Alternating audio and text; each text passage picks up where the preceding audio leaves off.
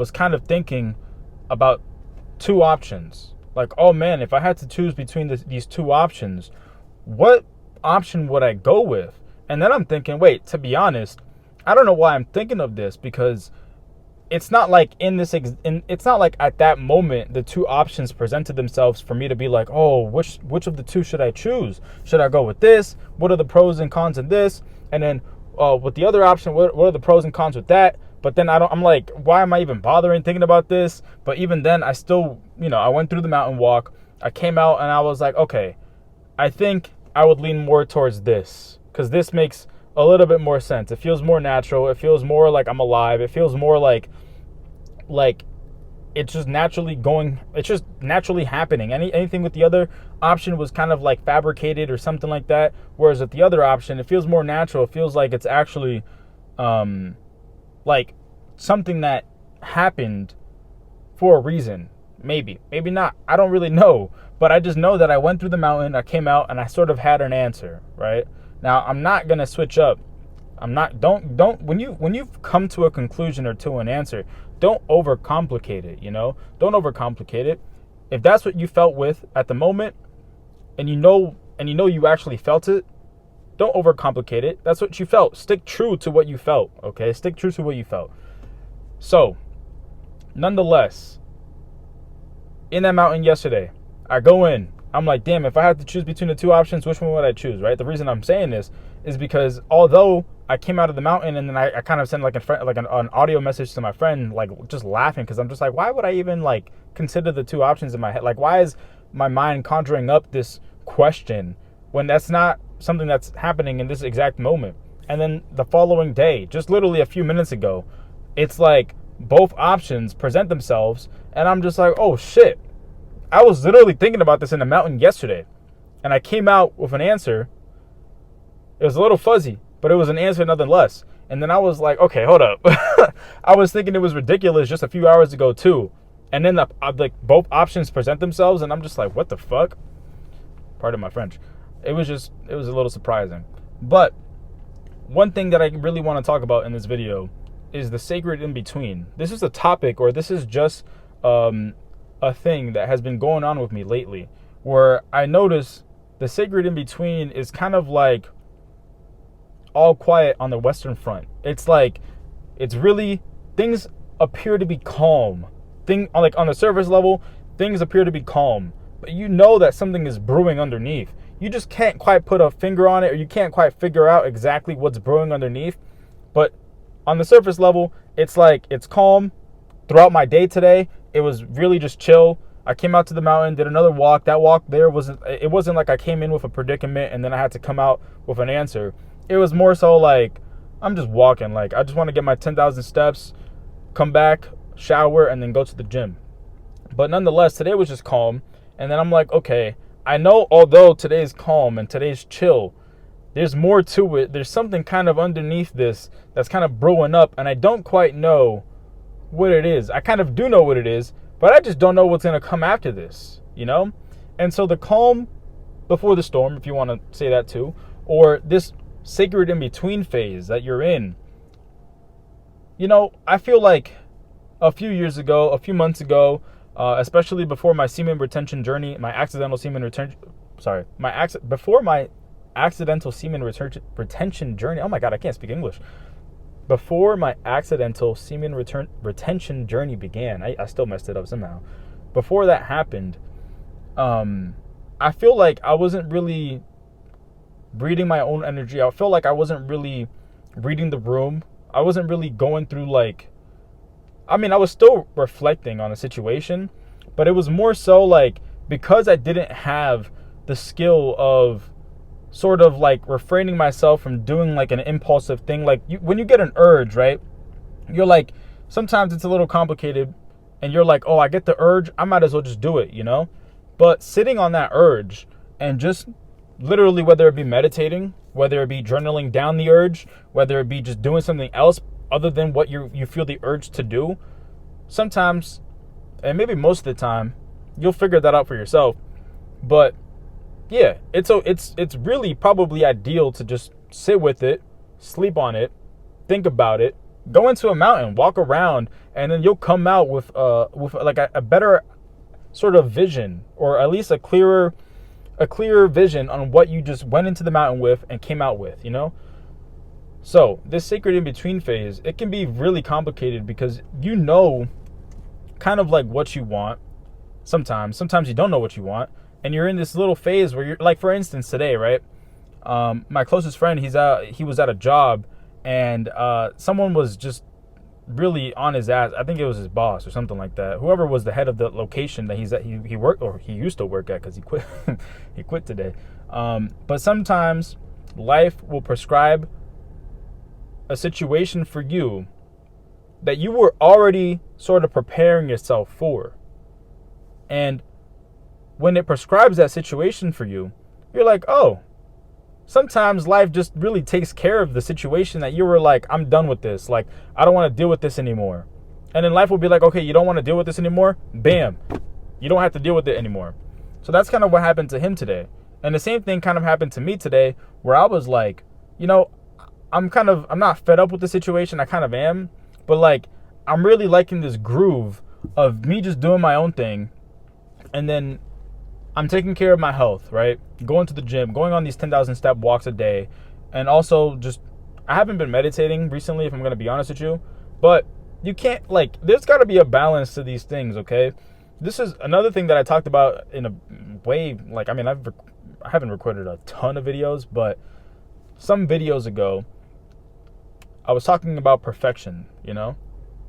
It's okay to not be doing something all the time, you know? For instance, with meditating, for me, of course, would it be ideal if I were to meditate every single day, twice a day, 20 minutes, transcendental meditation? Like, is that the ideal way to go? Of course, you know? But there's also a balance to these things, you know? Like, don't really hate on yourself for like, oh man, I could be doing more. I could be doing this too. I could be doing that too, you know? It's like, relax. This journey of life is really going to unfold in a way where if that practice is really something that is going to be that's going to be implemented into your daily life, it's going to be there, you know?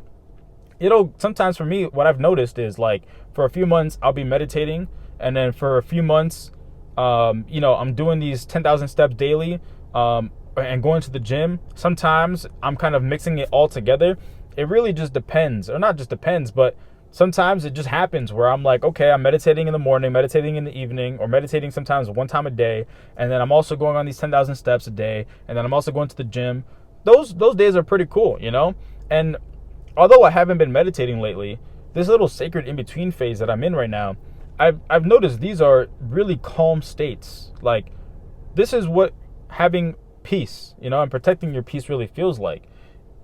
And now that I'm in this space, in terms of what I talked about earlier, whether it be choosing option 1 or choosing option 2, or I would say option 1, option 2, choosing between the two options, right? It's like, okay, to be honest, maybe I kind of don't want to choose between the two. Maybe what I could be doing is bringing the focus back into myself and not really have to worry about both of those options, you know? I feel like that's something to ponder about, you know, something to consider when you're like kind of stuck like that. Are you really stuck? Do you know what you actually want? Because if you do, is it worth the trouble? I don't know. I mean, these things are going to unfold regardless. I feel like if something is genuinely meant to be, there's no avoiding it, you know? Like, one thing that I've talked about several times in these videos is the one thing that we can't avoid is the passing of this body. Once, you know, we enter into this life,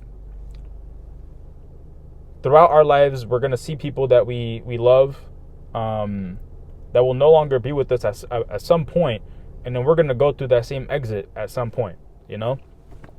That's a definitive. You can't escape that part. I forgot why I brought that up, to be honest. Maybe it's not so good to really talk while I have pre-workout going through my bloodstream. It's starting to drizzle a little bit. But, yeah. I think this one might be a quick video because I don't know what else I could yap about. Just know that the sacred in-between phase is not a bad thing.